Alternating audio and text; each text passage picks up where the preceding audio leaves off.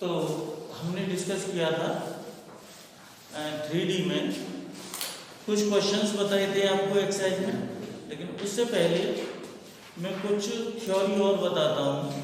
मैंने आपको बताई थी इक्वेशन ऑफ स्ट्रेट लाइन, है ना।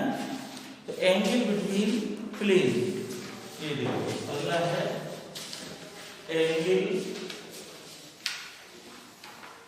Between planes. सिंपल है, ज्यादा कुछ नहीं करना है इसमें। देखो कोई दो प्लेन है, जैसे कि एक कोई प्लेन है आर डॉट, ऐसे समझा दूं आपको। चलो R dot N R dot N one cap equal to T, या ऐसे कह दो R dot N one vector ये 0, ठीक है। और दूसरा है R dot N two vector equal to 0, ये दो वेक्टर हैं। इनके जैसे कि एक प्लेन ये है, ये प्लेन है, और एक प्लेन में ये कह दूं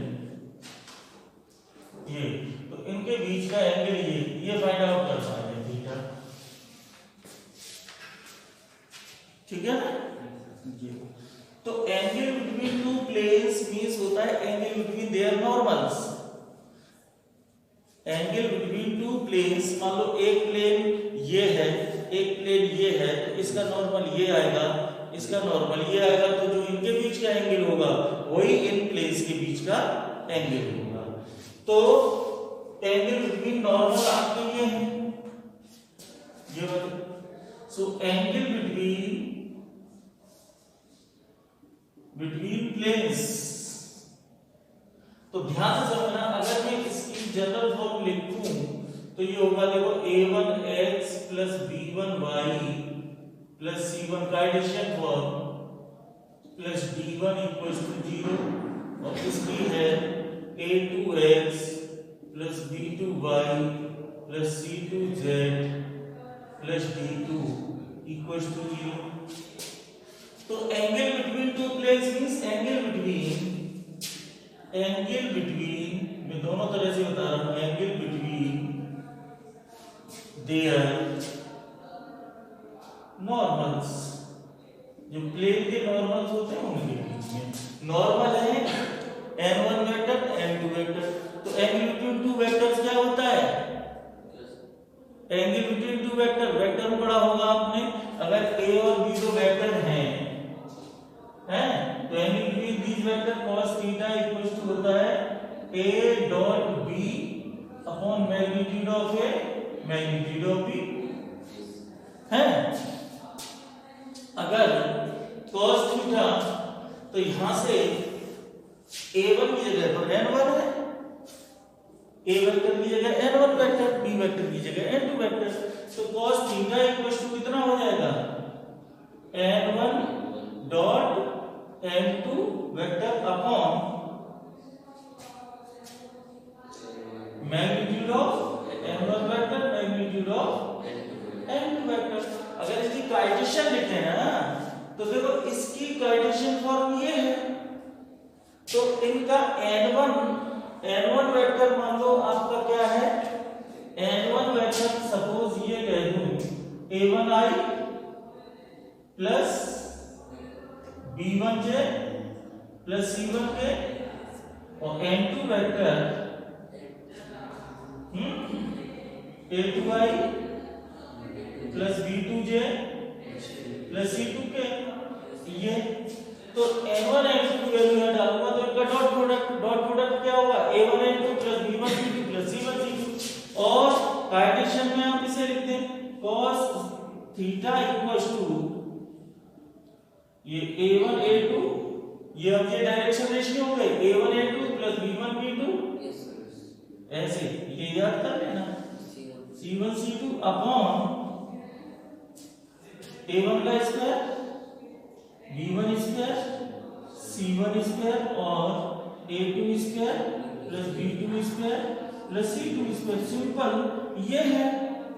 आप ये सोचिएगा ये कार्टेशियन में है ये वेक्टर में, तो इसका यूज बहुत कम करते हैं। वैसे फॉर्मूला ये भी है, इस वेक्टर को लिखते हैं ना, जैसे कोई प्लेन मैंने बताया r डॉट और जैसे कि a1i plus b1j plus c1k है इक्वल टू कुछ लिख दो d1 या प्लस d1 कुछ भी लिख दो यूं करके, तो इसके बीच का ऐसे ही होता है। अगर x y ये लिख दोगे तो ये फॉर्मूला आ जाएगा, कोई बात नहीं, ठीक है ना। तो ये फॉर्मूला आप ध्यान रखना, एंगल बिटवीन टू वेक्टर। तो आप ये देख रहे हैं ये या ये एंगल बिटवीन टू लाइंस जो था वही एंगल बिटवीन प्लेन्स है। यही फॉर्मूला था एंगल बिटवीन लाइंस में, उनके डायरेक्शन रेशियोज का प्रोडक्ट का सम,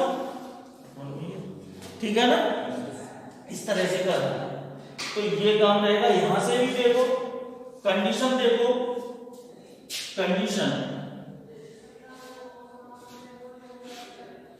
कंडीशन नंबर 1, एक प्लेन आर, इसे पाई1 से डिनोट करते हैं प्लेन को, पाई2 से। तो प्लेन्स आर परपेंडिकुलर, पाई1 प्लेन परपेंडिकुलर टू पाई2 प्लेन, यानी ये दोनों प्लेन परपेंडिकुलर है। जैसे कि ये दीवार है और इस फर्श पे परपेंडिकुलर है दीवार, तो ये प्लेन ही तो है, ये भी प्लेन है। तो अगर ये परपेंडिकुलर है तो इनके डायरेक्शन रेशियो में क्या रिलेशन रहेगा, परपेंडिकुलर है तो उनके बीच का एंगल कितना होगा, नॉर्मल के बीच का एंगल 90, थीटा कितना होगा, परपेंडिकुलर है तो थीटा 90 होगा। मींस क्या होगा, थीटा इक्वल्स टू 90। सो यहां डालूंगा cos 90 0, और ये इसका मतलब फाइनली यहां 0 हो जाएगा, क्रॉस मल्टीप्लाई में 0 में चला गया ये, तो क्या हो जाएगा a1 a2 plus b1 b2 plus c1 c2 equals to 0। एक ये हो गया। जब प्लेन परपेंडिकुलर है तो उनके डायरेक्शन रेशियोज का प्रोडक्ट का सम इक्वल टू 0 होगा।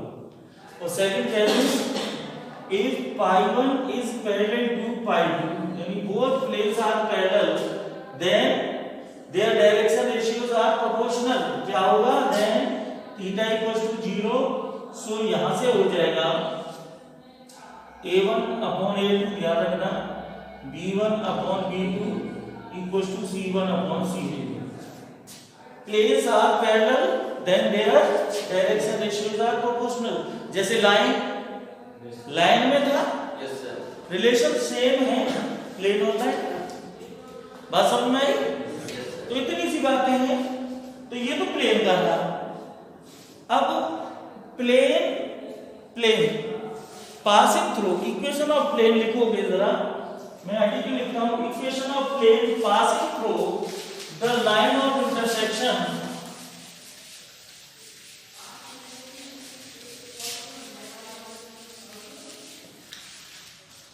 Equation of plane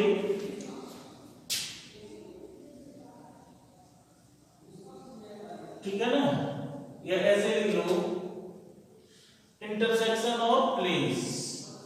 so find equation of plane passing through the line of intersection, passing through the line of intersection of planes a1x plus b1y plus c1z plus d1 equals to 0 and a2x plus b2y plus c2z plus d2 is given by मतलब समझिए कि एक तो plane देखो ये है, यहां से समझना ये प्लेन है फर्स्ट और एक ये है। अब इसकी लाइन ऑफ इंटरसेक्शन ये है इन दोनों प्लेन की।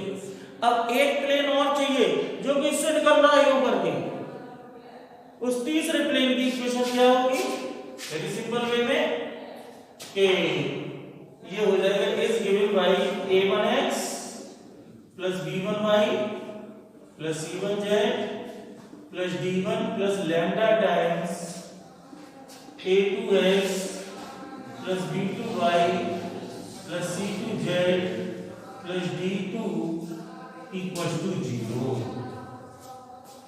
ये प्लेन हो गया। किसी भी तरह से यहां से लैम्डा की वैल्यू फाइंड कर लो। अब कंडीशन होगी, देखो एक्चुअली हमारा क्वेश्चन क्या है, बुक से बहुत अच्छा समझोगे। जैसे कि मैं एग्जांपल दे रहा हूं, समझना जरा कि we have to find intersection of two plane, line of intersection. मतलब एक प्लेन तो ये रहा और एक प्लेन ये रहा, तो इनकी जो इंटरसेक्शन है ये लाइन ही तो है, दिख रही है। तो अब मुझे चाहिए equation of third plane which passing through the line of, इस लाइन से पास हो रहा है एक प्लेन, तो वो क्या हो जाएगा तीसरा प्लेन, वो ये हो जाएगा ये। इस थर्ड प्लेन की इक्वेशन बतानी है, वो थर्ड प्लेन की इक्वेशन ये आ गई। क्लियर हुआ नहीं हुआ? अब लैम्डा की वैल्यू कहां से आएगी?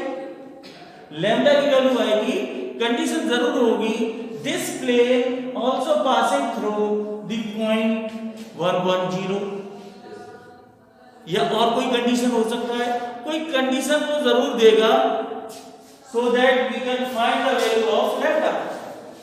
कंडीशन जरूर गिवन होगी, ऐसे नहीं। क्लियर हुई बात? एक ही नोट कर लेना इसको। अब दूसरी बात और है, देखिए मैं और कहूं,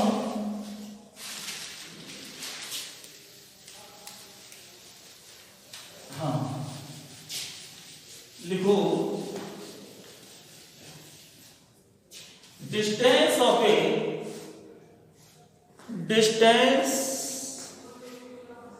प्लेन, ज्यादा कुछ नहीं बताऊंगा। देखो डिस्टेंस एक प्लेन ये है,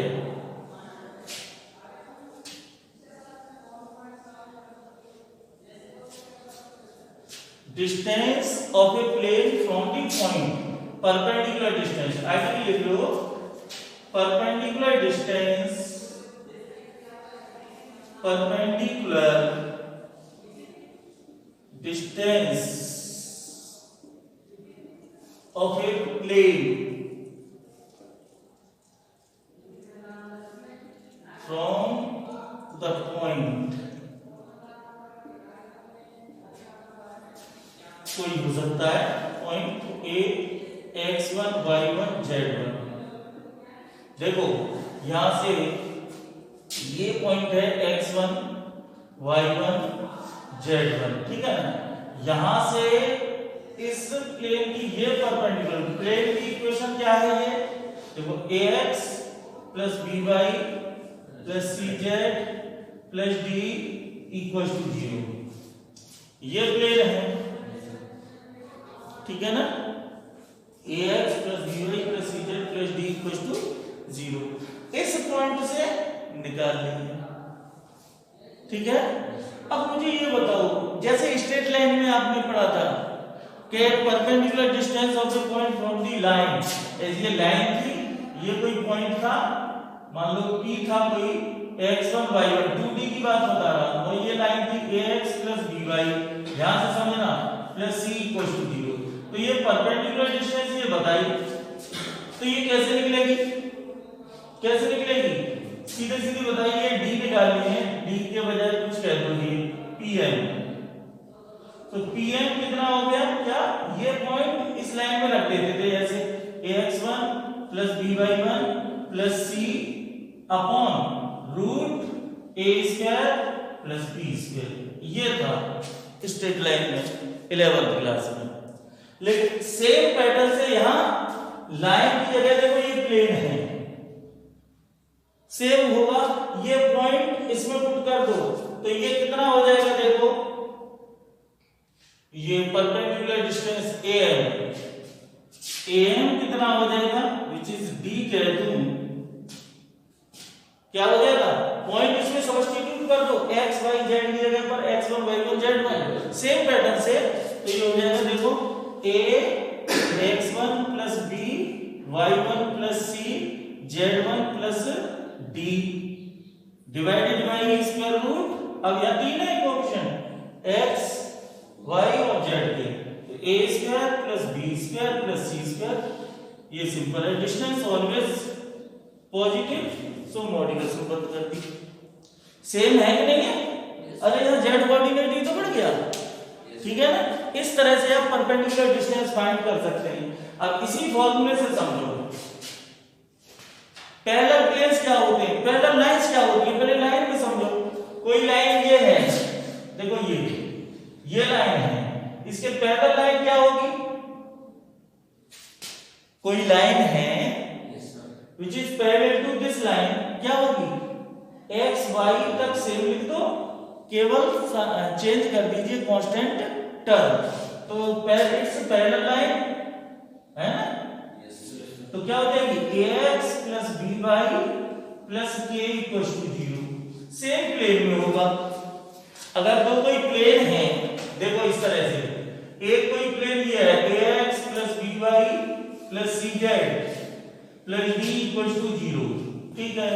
तो any plane parallel to this, so parallel to any plane parallel to this is, इस प्लेन के पैरेलल कोई प्लेन बताना है तो क्या लिखेंगे, देखो ax plus by plus cz, only change the constant term d1, ये के लिख दो, के इक्वल टू 0, ये पैरेलल हो गया। इसका मतलब इसके डायरेक्शन रेशियो प्लेन के नॉर्मल के और इसके सेम होंगे, तो देखो है ना सेम, केवल ये कर देते हैं, ठीक है ना। तो अब आपको फाइंड आउट करना है कि फाइंड डिस्टेंस बिटवीन, ये देखो पहले इसी में बताओ, distance of a plane from origin, distance इसी से बनाई देना, from origin that is 0 0 0। अब इस पॉइंट की जगह पर क्या होगा, 0 0 0, तो इसकी जगह पर क्या हो जाएगा, क्या हो जाएगा, बोलो 0 0, ये सब 0 हो जाएगा, तो a की जगह पर OM हो जाएगा ना। अगर मैं ये कह दूं तो ये OM हो जाएंगे ऐसे, तो क्या हो जाएगा, ये 0, तो केवल d अपॉन रूट, क्लियर बात होगी कि नहीं हो गई। ये डिस्टेंस फ्रॉम ओरिजिन, यही तो बताई थी आपको स्टार्टिंग में, lx plus my plus nz equal to p बताया था मैंने, d upon root a square plus b square plus c square, यही तो है डिस्टेंस फ्रॉम ओरिजिन, ठीक है। एक बार ये हो गया, ध्यान रखना। अब डिस्टेंस बिटवीन पैरेलल प्लेन्स, यहां लिख दो डिस्टेंस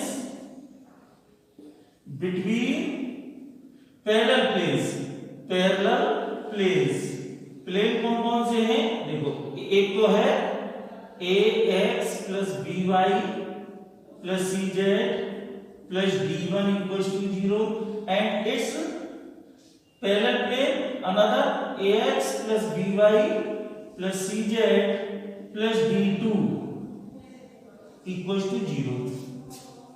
ये दोनों पैरेलल है कि नहीं है, कभी तो ये बताया था। अब ये पैरेलल प्लेन है तो इनकी डिस्टेंस क्या होगी, समझिए जरा। देखो मैं इधर से साफ कर रहा हूं, फॉर्मूला रटना जरूरी नहीं है, समझना जरूरी है। देखो क्या कहा है, article distance between parallel plane, ध्यान से समझना। आपसे ये कहूं मैं, ये देखो एक कोई प्लेन ये है, चलो मैं ऐसे ना बता रहा, एक तो प्लेन ये है, ठीक है, ये कोई प्लेन हो गया, मान लो ये वाला पहला, ठीक है ना। और एक प्लेन है पैरेलल इसके, यही तो होगा इसके पैरेलल, ध्यान से समझना। अब मान लीजिए ये ओरिजिन है ओ, ध्यान से समझना।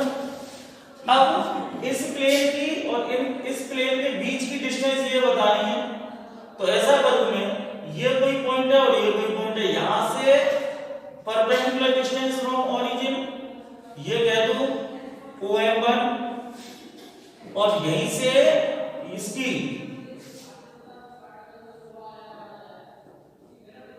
तो ये निकालने के लिए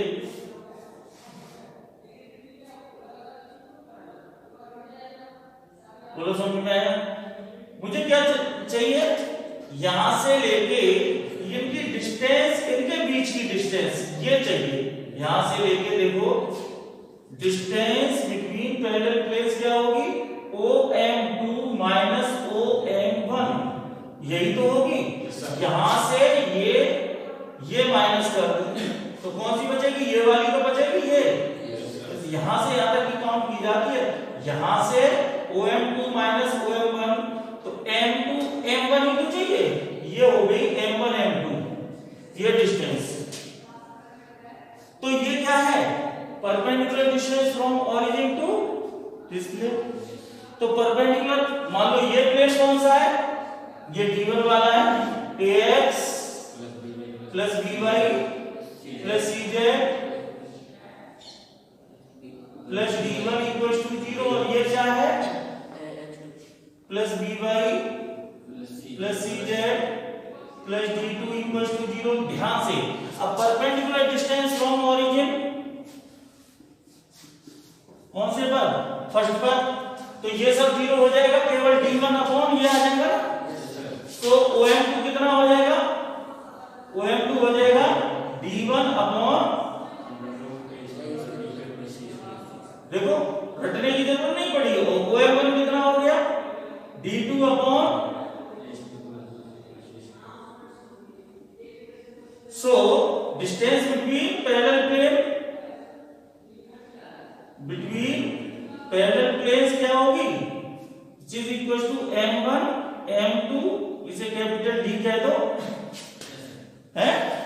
तो ये क्या हो गया, दिस माइनस ये तो हो गया OM2 माइनस OM1, सो ये कितनी है D1 अपॉन, अब ये साफ कर दो ऐसे, तो कितना हो गया D1 अपॉन D2, सब के अपॉन क्या है, सेम चीज है, वो कॉमन ना निकाल लो ऐसे करके,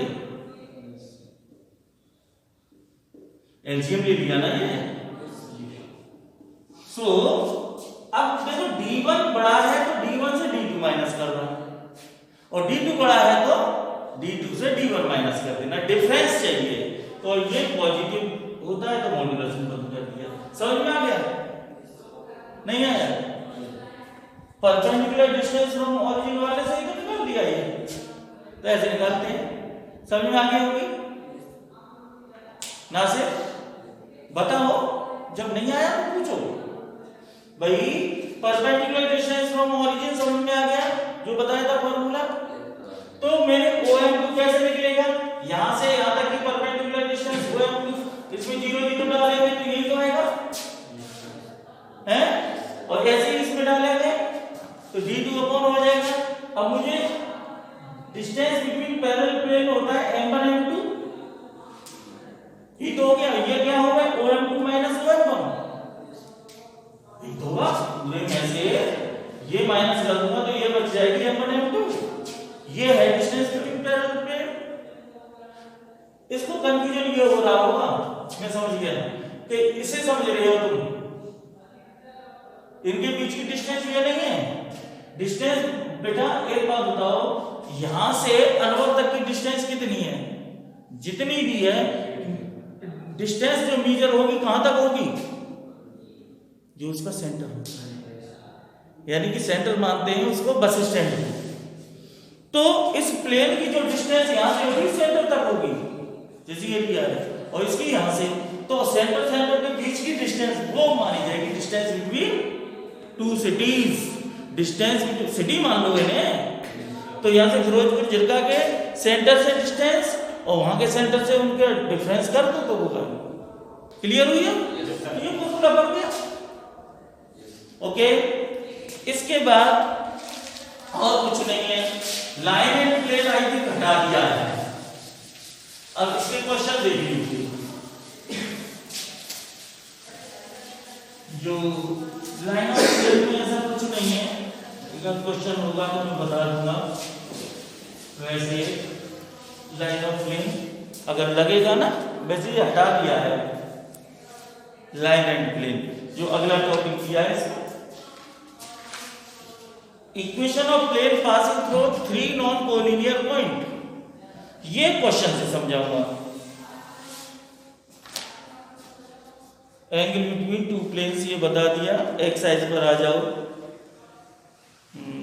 चलिए, मैंने 1 2 3 बताए थे, 4 देखिए। Find the coordinates of the foot of the perpendicular drawn from origin, समझना, to the plane. Important question है 4। ए पार्ट देखिए। इक्वेशन ऑफ प्लेन कितना है? 2x + 3y + 4z - 12 = 0। बच्चों ध्यान रखना, ये कोई प्लेन है, यानी कि ऐसे ले लो, ये प्लेन हो गया आपका, ये प्लेन है, इसकी इक्वेशन ये है, ये ओरिजिन है, यहां से इस पर फुट ऑफ परपेंडिकुलर ये m, इसके कोऑर्डिनेट यही तो फुट ऑफ परपेंडिकुलर होगा, फुट ऑफ परपेंडिकुलर, तो m के कोऑर्डिनेट ये निकालने हैं।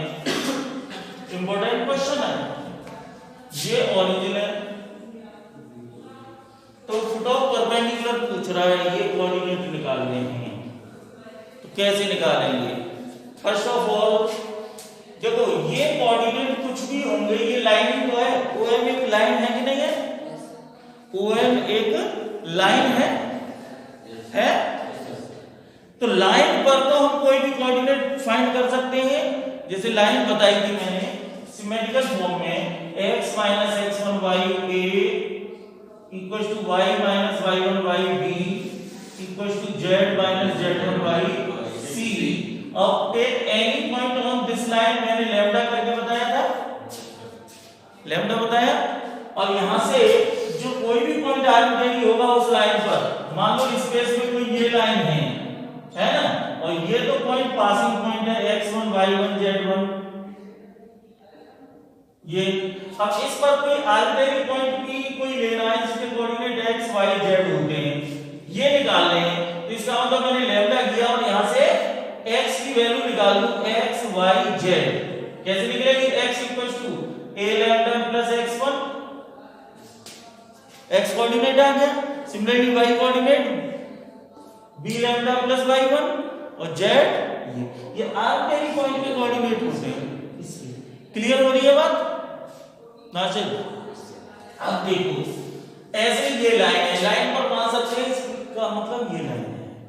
अब लाइन की इक्वेशन पता होनी चाहिए, तो इक्वेशन ऑफ लाइन फाइंड करो। First of all to find equation of line, equation of OM, OM O से पास हो रही है, OM which passes through, ध्यान से समझना, लाइन की इक्वेशन निकालनी है, which passes through origin and having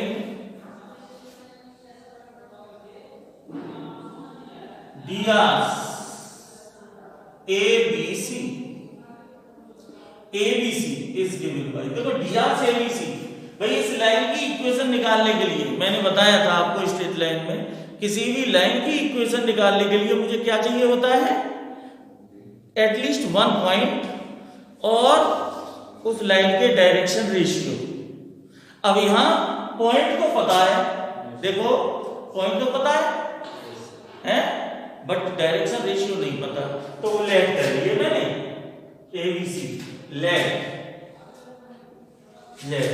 तो ABC की वैल्यू निकालनी पड़ेगी, तो देखो क्या होगी, ये सिमेट्रिकल फॉर्म जनरल फॉर्म है, तो अब देखो x1 y1 z1 की जगह पर क्या है 0 0, तो क्या होगा देखो is given by x minus 0 upon a, y minus 0 upon b, z minus 0 upon c, means क्या हो गया ये, और इसी को लिख दूं x y a equals to y y b equals to z y c।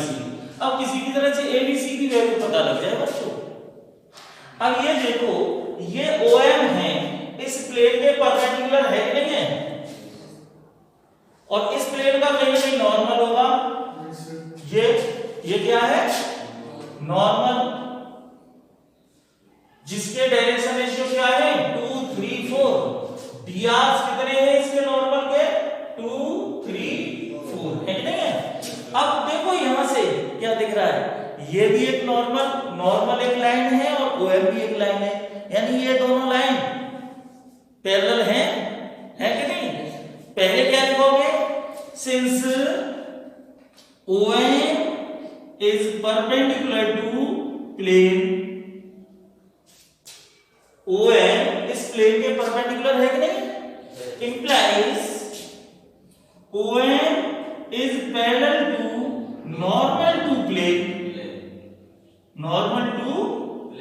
ध्यान से समझना, इस प्लेन के तो ये परपेंडिकुलर है बट नॉर्मल के तो पैरेलल होगी, और जब दो लाइन पैरेलल होती है तो उनके डायरेक्शन रेशियो में क्या रिलेशन होता है, their direction ratios are proportional, अभी बताया था। तो ये टू लाइंस है, मींस क्या होगा, their direction ratios are proportional, बोलो दोनों के डायरेक्शन रेशियो प्रोपोर्शनल होंगे। अब बताओ इस लाइन के OM के डायरेक्शन रेशियो क्या है ABC, और इस प्लेन के नॉर्मल के डायरेक्शन रेशियो 2 3 4, इंप्लाइज आप लिखेंगे A/2 B/3 C/4।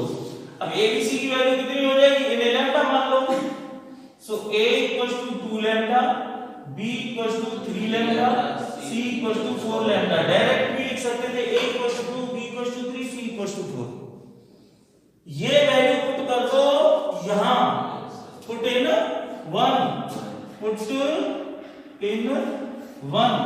1 में पुट कर दो तो क्या हो जाएगा, देखो x/2 lambda, y/3 lambda, lambda से तो थ्रू आउट मल्टीप्लाई कर दो तो कट जाएगा है, अरे लैम्डा ये आपको क्या है, अगर यहां लैम्डा ये अपॉन में लाओगे तो यहां भी लैम्डा, यहां भी लैम्डा, यहां भी लैम्डा, क्रॉस मल्टीप्लाई भी हो सकता है, ये बात है, समझ में आई बात। तो और लाइन क्या आ गई, x/2 = y/3 = z/4। नंबर 2, अब ध्यान से समझना, मेरा टारगेट था OM निकालना, अब जब OM आ गई ना, अब फुट ऑफ परपेंडिकुलर में इजीली फाइंड आउट कर सकता हूं, कैसे, यहां तक समझ में आया कि नहीं आया। अभी तो मैंने पिछली स्ट्रेट लाइन की एक्सरसाइज का क्वेश्चन किया है, ध्यान से समझना, यहां से दो चीज बताऊंगा।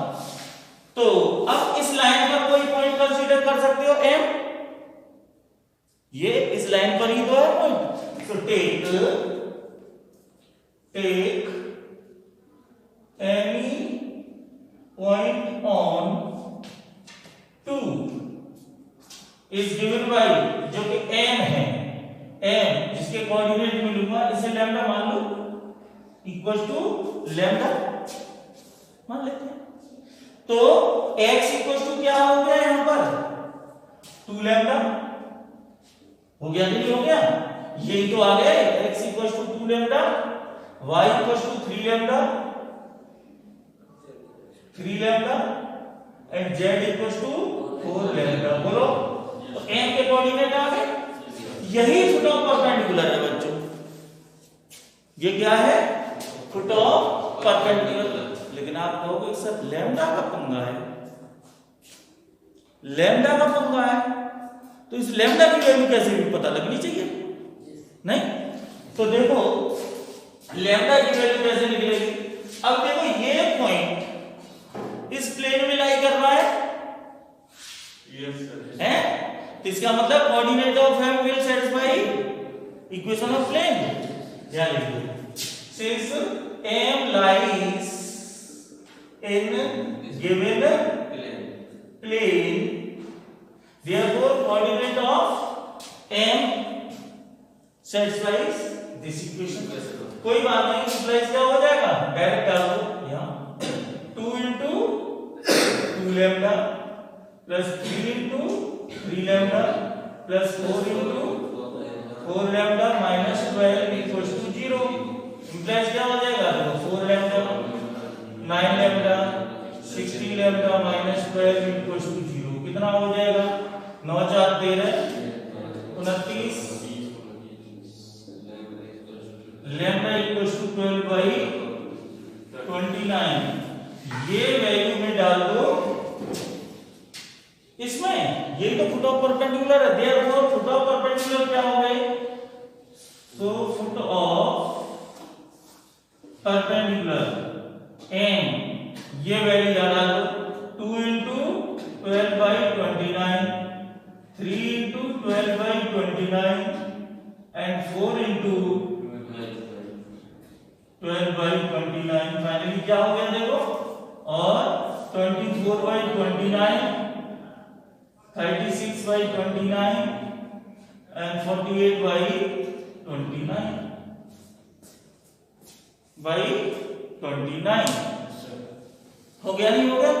तो ये फुट ऑफ परपेंडिकुलर हो गया। ऐसे निकलेगा, समझ में आया कि नहीं आया? इसी से आगे क्वेश्चन मेरा बढ़ जाएगा, इसी से आगे क्वेश्चन बढ़ जाएगा।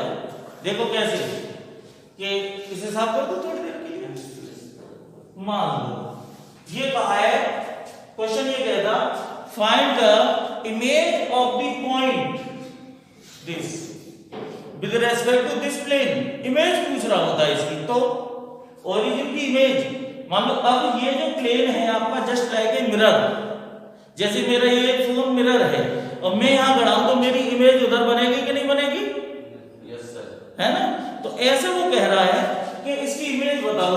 तो मान लो इसकी इमेज यहां है o डैश, मान ली। तो ये इमेज मुझे बतानी है, ये इसके कोऑर्डिनेट कितने होंगे? मान लो इसके कोऑर्डिनेट है अल्फा बीटा गामा। इसी से क्वेश्चन बढ़ाया देगा बच्चों में, ठीक है ना?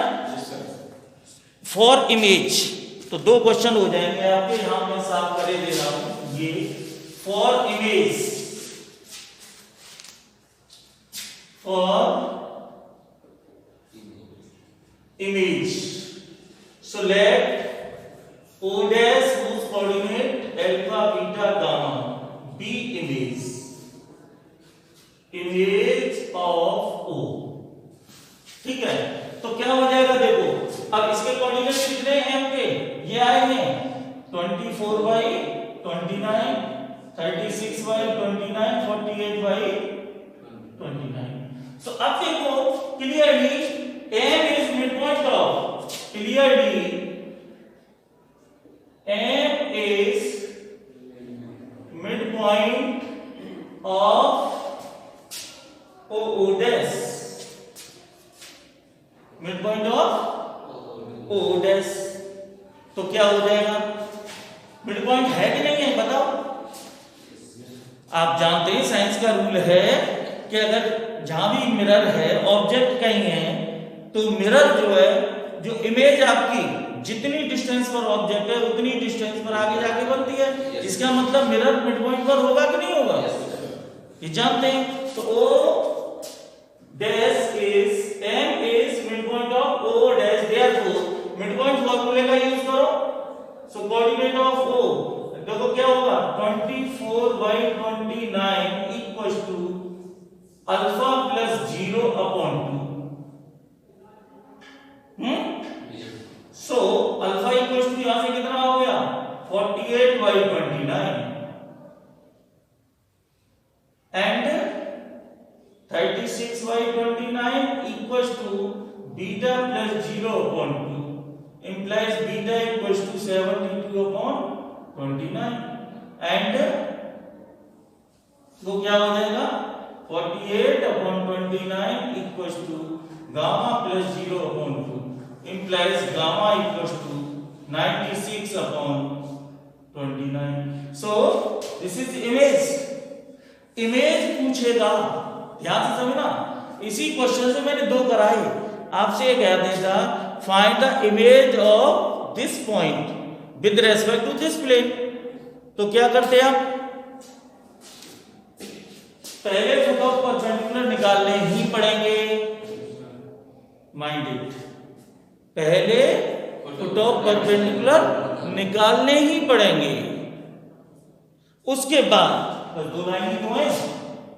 अब यहाँ ओरिजिन के बजाय बच्चों कोई भी पॉइंट हो सकता है। बताओ ये कॉन्सेप्ट क्लियर हुआ कि नहीं हुआ? Yes sir. ठीक है, रिकॉर्डिंग चल रही है, आप देख लेंगे हैं। तो मैं आगे चलता हूं।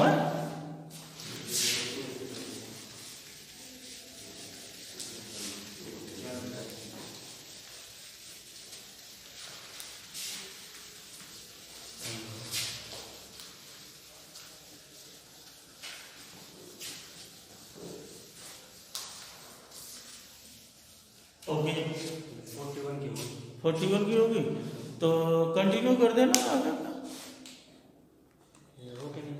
हाँ, रोक के करोगे या अभी खत्म हो जाए तो आगे बढ़ेंगे? इसमें वैसे कोई होगी नहीं, रुक जाएगी बीच में, रुक जाएगी।